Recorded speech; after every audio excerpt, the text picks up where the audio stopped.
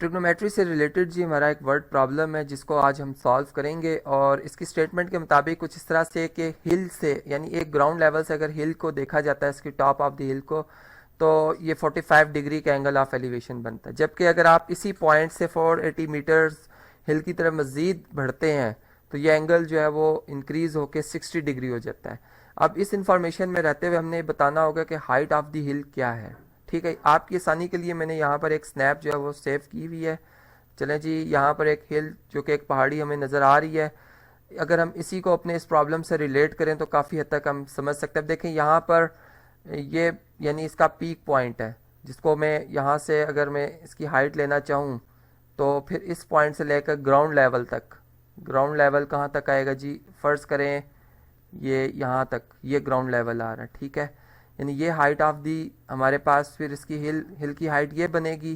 ठीक है, और अगर हम इस लेवल की बात करेंगे, ठीक, तो अगर हम इस पॉइंट पे खड़े होकर ऑब्जर्व कर रहे हैं तो फिर हमारी जो हिल की हाइट बनेगी वो ये बनेगी।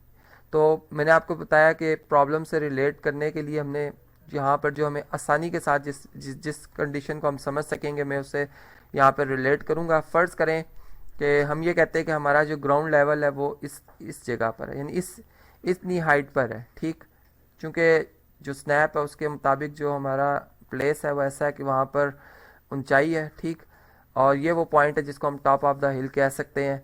इसको मैं ए पॉइंट से रिप्रेजेंट कर रहा हूँ, और इसी तरीके से चलें जी यहाँ पर ए लिख भी देते हैं।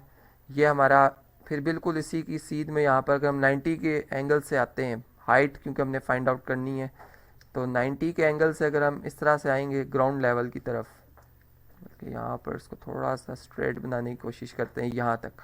ठीक है, ये हमारे पास जो पॉइंट होगा जी बी पॉइंट होगा। और इस तरीके से अब जो इन्फॉर्मेशन बताई गई है, ग्राउंड लेवल जो है यहाँ से अगर हिल को देखा जाता है तो ये एंगल बनता है जी 45 डिग्री का। फ़र्ज़ करें 45 डिग्री एंगल जो बनता है वो, चलें यहाँ से हम कह लेते हैं कि ये एंगल काफ़ी हद तक 45 डिग्री का हमें बाज़ाहिर नज़र आ रहा है। यानी अगर हम सी पॉइंट से खड़े होकर हिल को देख रहे होते हैं तो ये जो एंगल बनेगा ये 45 डिग्री का बनेगा। और अगर हम अब मज़ीद 480 मीटर्स जो है वो मूव करते हैं हिल की तरफ, फ़र्ज़ करें यहाँ तक हम आ जाते हैं, ये हमारा जो पॉइंट है ये डी पॉइंट है। और अगर हम अब डी पॉइंट से हिल को, टॉप ऑफ द हिल को देखते हैं तो ये जो हमारा अब एंगल ऑफ एलिवेशन बन रहा है इस केस में, ये बन जाएगा जी, इसको बल्कि कलर को मैं यहाँ पर थोड़ा सा प्रोमिनेंट बनाना चाहूँगा, ये बन जाता है जी 60 डिग्री। ठीक है, जबकि डी पॉइंट और सी पॉइंट के दरमियान जो डिस्टेंस आ रहा है ये 480 मीटर्स का आ रहा है। अब इस इंफॉर्मेशन के अंडर हाइट क्या होगी जी, ये हमने मालूम करना है। तो सबसे पहले अगर हम देखें कि हमारे पास वो ट्राइंगल जो कि एक राइट एंगल ट्राइंगल है जिसमें ए वर्टेक्स, बी वर्टेक्स और सी वर्टेक्स आ रहा है, अगर हम इनकी बात करते हैं तो इसमें फिर इस तरह से होगा जी कि हम कहेंगे in triangle A B C. ठीक, और चूंकि 45 डिग्री का एंगल बन रहा है, इसके अपोजिट जो साइड होगी ये परपेंडिकुलर साइड हो जाएगी। ये साइड हमारे पास कौन सी होगी जी, परपेंडिकुलर साइड होगी। और सी से लेकर बी तक ये जो हमारे पास ये जो डिस्टेंस होगा ये बेसिकली बेस होगा। ठीक है, इसको मैं सपोज कर लेता हूँ कि ये जो डिस्टेंस है ये हमारे पास ये एक्स है। ठीक है, ये डिस्टेंस कितना आ गया जी, यहाँ से लेकर यहाँ तक ये एक्स आ गया। या हम इससा भी कर सकते हैं कि चूंकि इसमें 480 हमें डी से लेकर सी से लेकर डी तक का डिस्टेंस पता है 480, और प्लस डी से लेकर बी डिस्टेंस हमें नहीं मालूम, इसे हम कह देते हैं कि ये हमारे पास एक्स है। ठीक है, ये डी से लेकर सी तक ये डिस्टेंस हमारे पास एक्स है। तो फिर हाँ, यहाँ पर हम क्या कर लेंगे जी, एक्स को ऐड कर लेंगे। ये बात आप समझ गए हैं। तो फिर इसके मुताबिक फिर टेंजेंट 45 डिग्री जो है ये इक्वल टू हो जाएगा जी परपेंडिकुलर साइड जो कि हाइट है, और बेस साइड जो कि हमारे पास फिर 480 प्लस एक्स है।